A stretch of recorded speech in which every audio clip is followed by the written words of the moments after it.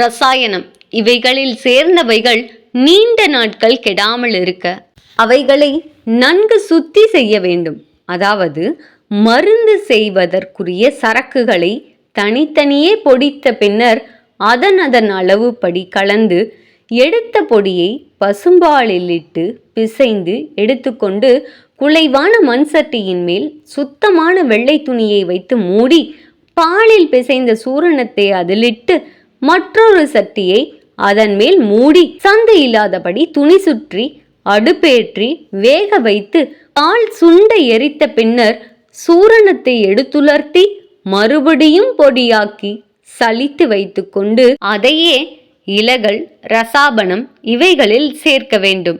இதுவே உயர்ந்த சுத்தியும் முன்னோர்கள் கையாண்ட முறையுமாகும். பிட்டி என்பது மருந்து சரக்குகளை பொடியாக்கி சூரண சுத்தியை போல அவித்து எடுத்து கொள்வது. உதாரணமாக மேல் தோல் சீவிய சுக்கு, சூர்ணம், ஏலச்சூர்ணம், மேல் தோல் நீக்கிய பூண்டு இம்மூன்றும் சம அளவு எடுத்து வைத்துக்கொண்டு ஒரு மண் பாத்திரத்தில் இளநீர், நீர் இவைகள் கலந்து அப்பாத்திரத்தை வேடு கட்டி அதன் மேல் மருந்து சரக்குகளை இட்டு மேல் சட்டி மூடி பிட்டவியல் முறை எரித்து எடுத்து காலை மாலை இருவேளை விதம் கொடுத்து வர மூலக்கிராணி அஜீர்ண பேதி சோறு சோறாக கழிதல் தீரும். இதை மூலக்கிராணி பிட்டு என்பர். வடகம் என்பது மருந்து சரக்குகளின் சூர்ணத்துடன் சர்க்கரை அல்லது வெல்லம் சேர்த்து முன் கூறியது போல பிட்டவியல் செய்து பின் உரலிலிட்டு இடித்து வேண்டிய அளவு மாத்திரை அளவோ அதைவிட பெரிதாகவோ உருட்டி எடுத்து கொள்வர். அல்லது வெல்லம் முதலியவைகளை இளகிய பதத்தில் வரும்படி கொதிக்க வைத்து சூரணங்களை அதிலிட்டு கிளறி எடுத்து கொள்வதும் உண்டு.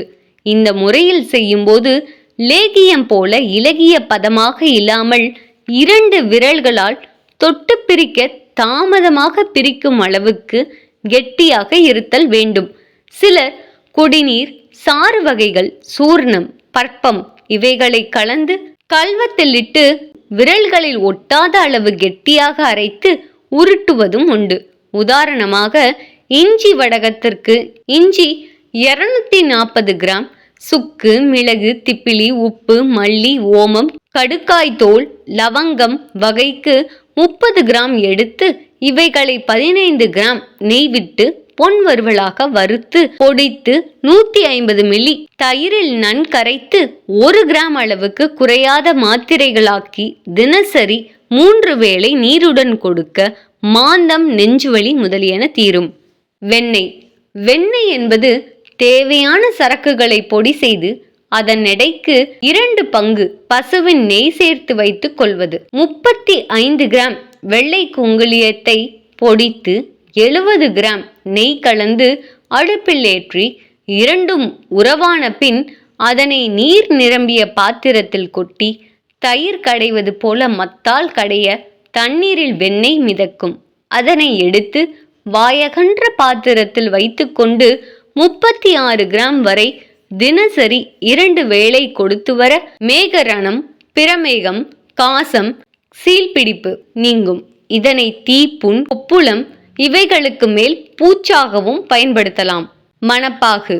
மணப்பாகு என்பது சில மருந்து சரக்குகள், வேர்கள், பூக்கள், பழங்கள், கொடிகள் இவற்றில் எது தேவையோ அதன் சாறினை எடுத்து வைத்துக்கொண்டு கற்கண்டு, வெள்ளை சர்க்கரை அல்லது தேன் இவைகளில் ஒன்றை பாத்திரத்திலிட்டு காய்ச்சி இலகி மனம் வரும் சமயம் முன் பக்குவப்படுத்திய சாறினை அதில் கலந்து எடுத்துக்கொள்வது. புளிப்பான பழத்தின் ரசமாக இருந்தால் அதன் அளவுக்கு 2 அல்லது 3 பங்கும், இனிப்பாக இருந்தால் சம அளவும், காய்ந்த வேர்பட்டை, இலை இவைகளுக்கு 2 பங்கும், ஆவி நீராக இருந்தால் சம அளவு சர்க்கரையும் சேர்ப்பர். எடுத்துக்காட்டாக ஆடாதொடை, தூதுவளை, கண்டங்கத்திரி, பூனை காஞ்சோரி இவைகளில் வகைக்கு 100 கிராம் எடுத்துக்கொண்டு தேன் 400 மில்லி சேர்த்து காய்ச்சி மனம் வரும் பக்குவத்தில் திப்பிலி அதிமதுரம், சித்திரத்தை, பேரழத்தை, சுக்கு, அக்ரஹாரம், கடுக்காய்த்தோல் ஆகியவற்றின் சூரணங்கள் 2 கிராம் சேர்த்து கலந்து வைத்துக்கொண்டு குழந்தைகளின் இருமல், இரைப்பு இவைகளுக்கு அரை ஸ்பூனிலிருந்து 1 ஸ்பூன் அளவு கொடுத்து வர அவை நீங்கும். இதனை ஆடாதொடை மணப்பாக்கு என்பர். நெய் நெய் என்பது இலைச்சாறு, கிழங்குச்சாறு, கற்கம், குடிநீர் இவற்றில் 1 அல்லது 2 வகைகள் சேர்த்து பசு நெய்யில் கலந்து அடுப்பில் ஏற்றி உறவான பின் இறக்கிக் கொள்வது.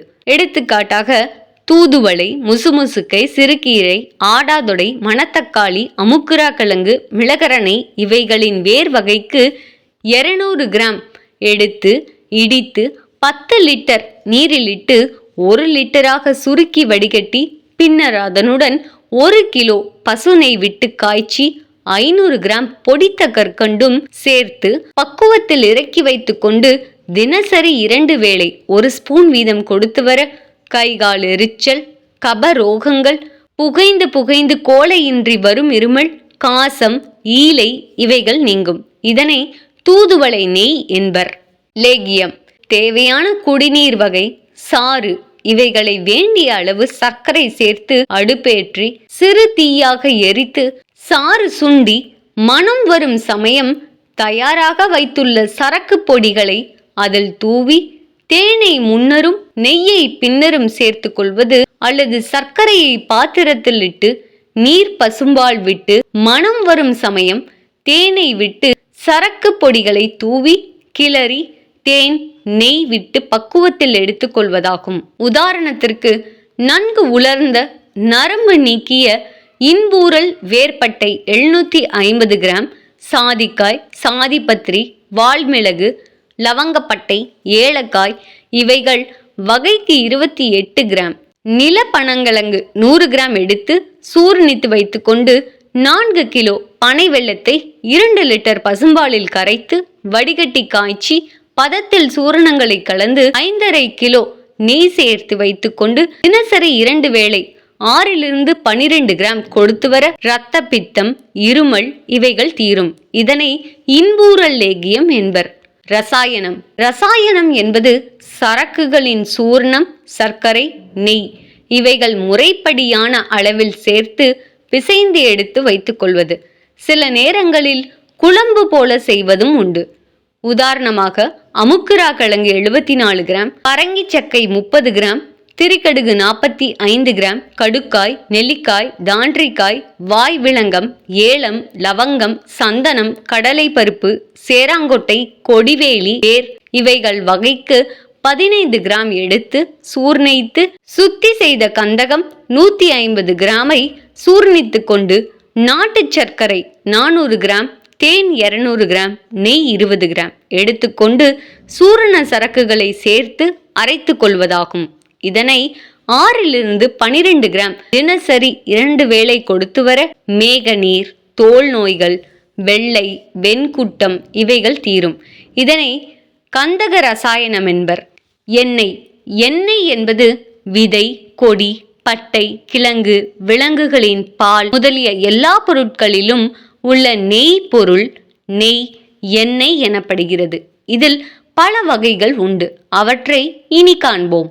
ஆமணுக்கு முத்தை வறுத்திடித்து நீரில் கலக்கி அடுப்பில் வைத்து கொதிக்க வைப்பதிலிருந்து உண்டாவது கொதி நெய் என்றும், வெண்ணெய், கோழி முட்டையின் கரு முதலிய பொருள்களை உருக்குவதால் உண்டாவதை உருக்கு நெய் என்றும், அடியில் சிறு சிறு துளையிட்ட குடத்தை வைத்து அதில் சேராங்கொட்டை, சிவனார் வேம்பு முதலியவற்றை பக்குவப்படி செய்து நிரப்பி மேல் மூடி வாய்க்கு சீலை மண் செய்து ஒரு குழி தோண்டி அடியில் சிறு பீங்கான் அல்லது சட்டி வைத்து மேலே சரக்கு போட்ட குடத்தை வைத்து புடமிடும்போது அடியில் இருக்கும் சட்டியில் கிடைக்கும் நெய்யை குழிப்புட நெய் அல்லது புட நெய் என்றும், சந்தனக்கட்டை போன்ற மணமுள்ள பொருட்களை தூளாக்கி நீரிலிட்டு பட்டி கட்டி இறங்குகின்ற தீநீரால் உண்டாவதை தீநீர் நெய் என்றும், எள்ளுடன் சேர்த்தரைத்த கற்க மருந்தை சூரிய ஒளியில் வைத்து அச்சூட்டால் உண்டாவதை சூரியப்புட நெய், ஆதவ நெய் என்றும்,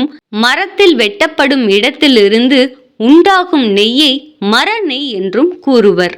உயரமான மலையில் இருந்து விழுவதே சீலை நெய் என்றும், புனுகுச் சட்டம் முதலியவற்றை இடித்து நன்றாக நசுக்கி நீரில் ஊற வைப்பதால் உண்டாகும் நெய்யை நீர்நெய் என்றும், மட்டிப்பால் சாம்பிராணி முதலிய சரக்குகளை நெருப்பில் காய்ந்த மண் சட்டியில் இட்டு அதன் மேல் நீர் நிறைந்த தட்டு ஒன்றை வைக்க அப்புகையால் உண்டாவதை ஆவி நெய் என்றும், ஒரு புது துணியின் துண்டை தண்ணீரில் நனைத்து அதிலுள்ள பசையினை போக்கி சுத்தம் செய்து வைத்துக்கொண்டு கந்தகம் முதலிய பொருட்களை தக்க நெய்யில் அரைத்த பின் அந்த நெய்யை அத்துணியில் தடவி இரும்பு கதிரில் சுற்றி கட்டி கொளுத்தும் போது சுடருடன் இறங்கும் நெய்யை சுடர் நெய் என்றும், எள் கடலை முதலிய விதைகளிலிருந்து செக்கு இயந்திர கருவியால் எடுப்பதை பொறி நெய் என்றும், பல வகைகளாக உள்ளவற்றை அவைகள் உபயோகிக்கின்ற முறையில் 5 வகையாக பிரித்து கூறுவர்.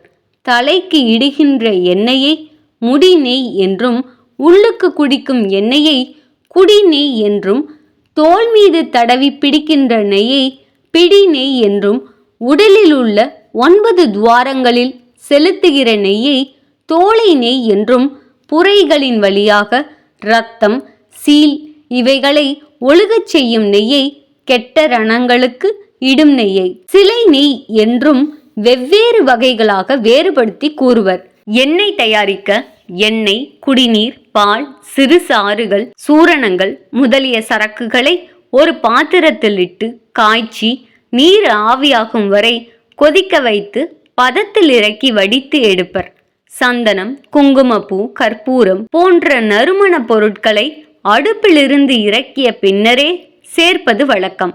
உதாரணத்திற்கு 400 கிராம் ஆமணுக்கு எண்ணெயில் 100 கிராம் குப்பைமேனி இலைகளை சேர்த்து காய்ச்சி இலைகளை கருகி மிதக்கும் போது இலக்கி வடித்த நெய்யுடன் மிதந்த இலைகளையும் அரைத்து மீண்டும் கலந்து தினசரி 2 வேளை கொடுத்து வர பௌத்திரம், குடல் கிருமிகள் நீங்கும். இதனை மேனி தைலம் என்பர்.